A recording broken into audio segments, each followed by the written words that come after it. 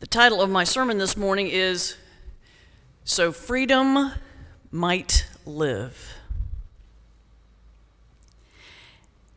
I want to start this morning with a question, and it's probably one you've heard before. If you could invite 6 people from history to a dinner party, who would they be, and what would you ask? I mean, we've all heard this question, probably heard it and even rolled our eyes, because usually the answers are so very random. You know, people say things like, oh, I'd love to have a dinner party and invite like Charlemagne and Richard Nixon and Sacagawea and King Tut and Nostradamus and Johnny Cash.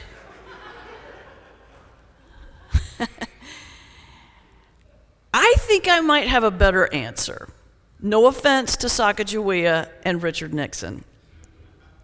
But I started thinking about this question recently, thanks to our 4th of July celebration this week and a recent trip I took to Birmingham, Alabama. Thanks to those 2 events coming together, I know exactly who I would invite to this party.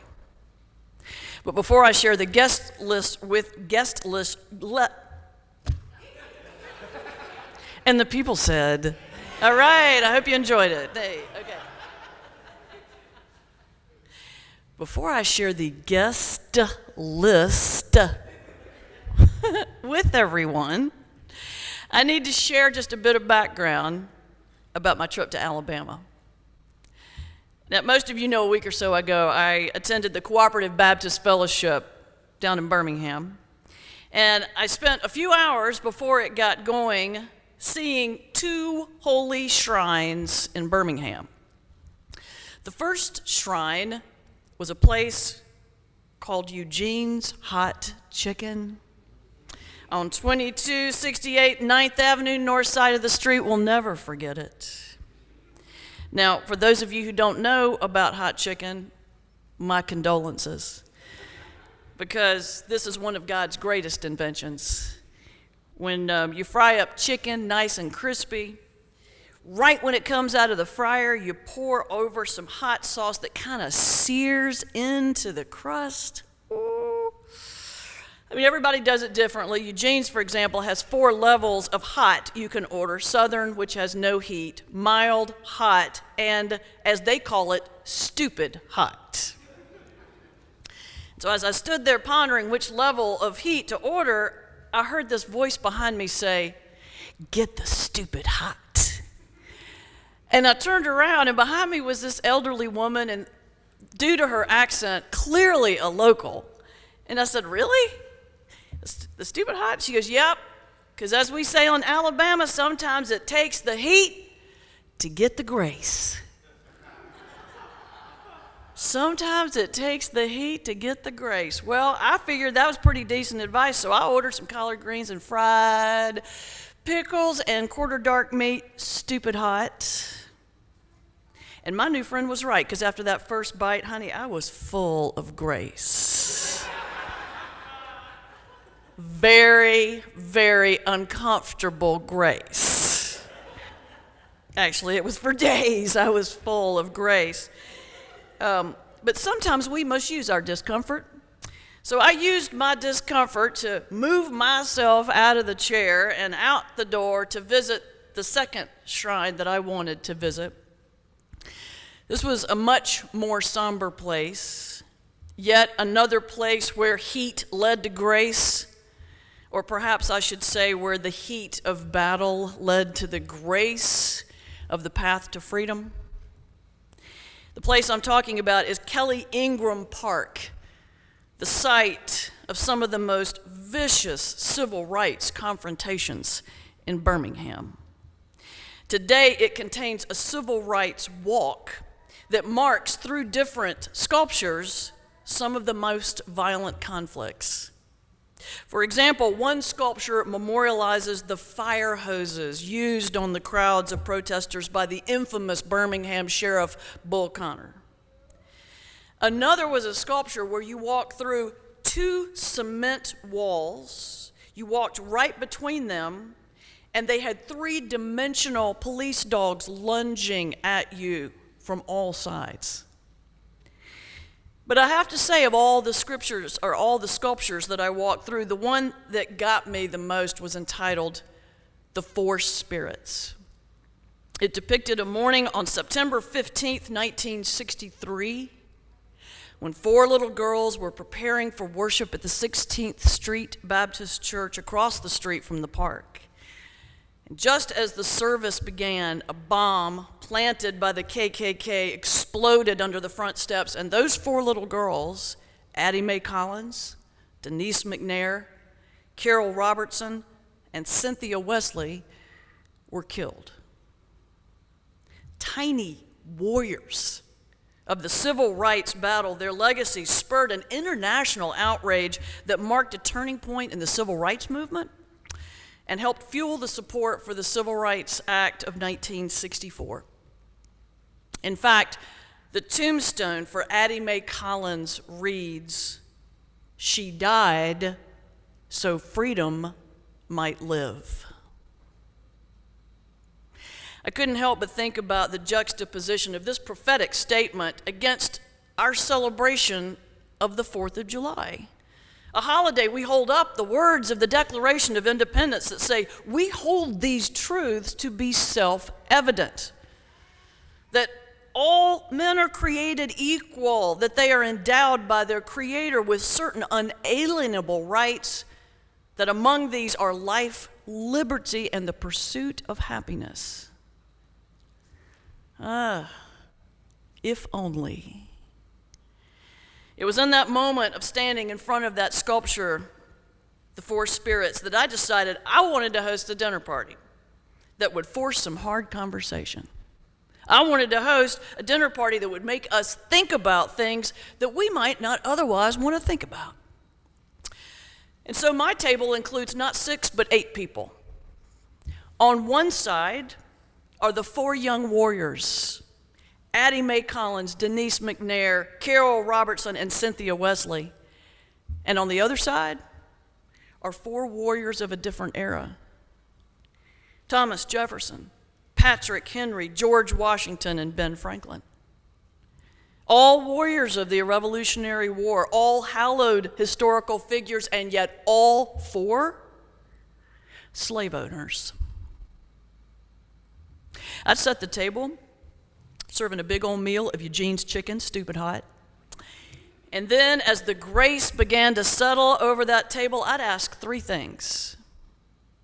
Now, who knows what the responses would really be, but since this is an imaginary dinner party, let's imagine together what they might say. I'd first ask each of them to tell their individual stories. And I think every person at that table would listen and acknowledge the great sacrifices that were made. The founding fathers risking losing their homes, their families, their livelihoods, their lives, and these 4 little warriors giving their lives all so freedom might live. And after their respective stories were heard, I'd then turn to the founding fathers and I'd ask this question: what do you think about being a slave owner now? I'm pretty sure the first word out of their mouth would be horrified. I think they'd be horrified. Horrified by the vicious nature of the fight for what was supposed to be a self-evident truth, that all men are created equal, and most of all, horrified by the devastation wrought on the African American community by the institution of slavery. 200 years later, the shattering effect is unmistakable. The author and journalist Ta-Nehisi Coates explains that the effect of slavery continues today through things like legalized discrimination and state-sanctioned brutality, murder, dispossession, and disenfranchisement. I mean, we see it in everything, in disparities in property ownership. For example, thanks to predatory and discriminatory lending practices, in 2016, the home ownership rate for black households was at a near 50 year low. As one journalist put it, an entire people have been shut out of a fundamental pillar of the American dream. We also see it in wealth disparities. According to a May 2019 New York Times article, for every dollar in a white household, a black household has 10 cents. 10 cents on the dollar. We see it in the lack of equal justice, the lack of access to equal justice. Statistics are clear that blacks in this country are disproportionately subject to arrest and traffic stops and police shootings. And specifically, black men are 6 times as likely as white men to be incarcerated. And finally, we see it in the continuing tragedy of racial violence. I mean, just a few months ago, 3 black churches in the St. Landry Parish in New Orleans were burned in a period of 10 days. 10 days, 3 churches burned. St. Mary's Baptist Church, Greater Union Baptist Church, and Mount Pleasant Baptist Church.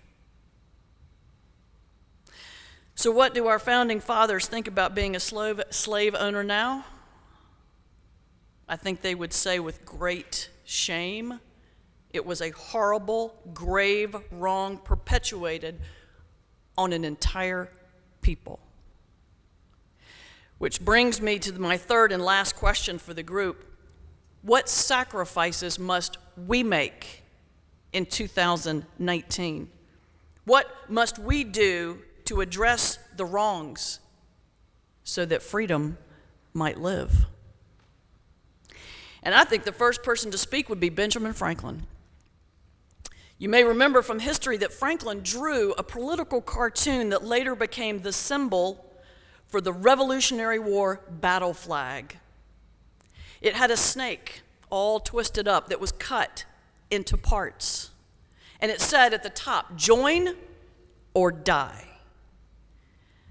Now, it was based on an old superstition that a snake which had been cut into pieces would come back to life if the pieces were put together before sunset. That flag is exactly what we need flying over this nation in 2019. The image of that snake in pieces, it's us, polarized and separated through judgment and hate. And the only way this country will live, truly live, is if we join together. Join together before it's too late. Brothers and sisters, nothing's changed since 1776. Then, like now, we rise or fall together. If one group suffers, we all suffer. If one group is denied opportunities to advance, denied education or property or financial opportunities, we all are denied. We lose the gifts that our brothers and sisters would otherwise bring, gifts of innovation and invention and creativity in the arts and sciences. When people receive education, they become more productive members of society. When people are lifted out of poverty, we are all lifted up as well.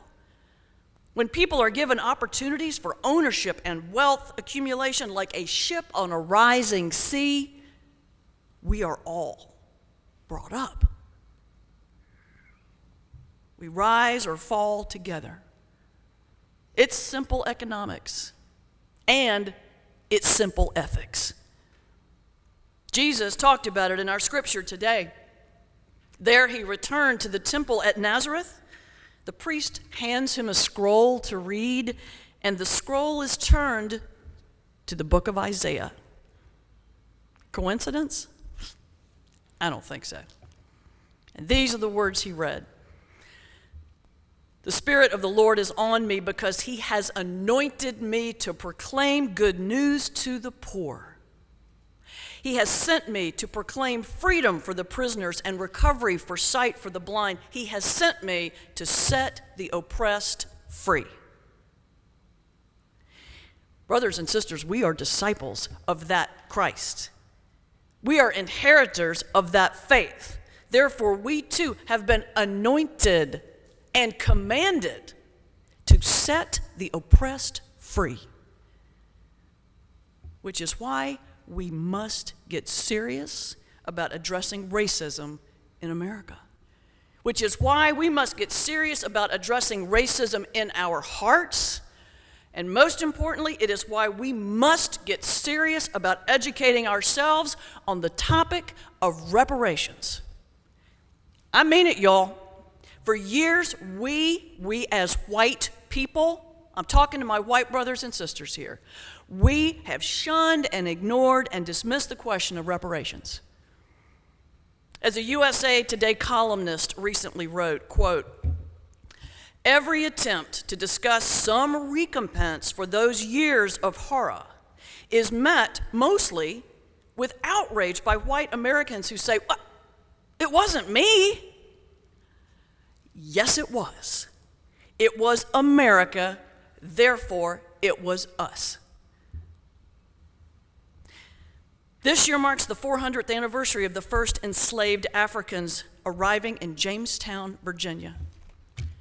Enough is enough. Brothers and sisters, if you don't do anything else after hearing this sermon, just spend some time in the next week or so and read an article on reparations.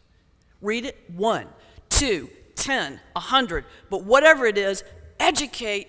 We have to educate ourselves. What does it mean, really? Why do we need it? What would it look like? What are people proposing? Are we talking about payments? Are we talking about a trust fund? Are we talking about educational or market opportunities? We cannot assess how to truly lift each other up until we understand all the tools, all the options we have before us. And let's not be mistaken. You need to start now. We need to start now. Because that 1776 battle flag warned the only way this country will live, truly live, is if we join together before it's too late. As we come to the end of our dinner party, you may have noticed that our 4 young warriors, Addie Mae and Denise and Carol and Cynthia, have been rather quiet. But in fact, I think they have the last word. Before the dinner formally breaks up, I imagine them getting up and escorting Jefferson and Franklin and Washington and Patrick Henry to Birmingham, walking with them hand in hand up the steps of the 16th Street Baptist Church and silently pointing to a stained glass window in the back of the church where the sun gleams through a black crucified Christ. I was there in that church. I saw this window. It's just gut-wrenching and spectacular. The Christ has his right hand pushing away hatred and judgment, and his left hand outstretched in forgiveness. And the words underneath say, "You do it to me." From Matthew 25:40, "What you do to the least of them, you do to me." As I stood there looking at that window in just utter tears, a member of the church came over and shared this remarkable history. She said, apparently when the news of the 1963 bombing spread worldwide, a stained glass artist named John Petts in a tiny coastal village in Wales heard about it and offered to create a window to memorialize not only the tragedy, but to help rebuild that church. But rather than having a bunch of rich people or just a few rich people give the money, they capped the donations at only a half a crown per person, which is about 15 cents in US dollars.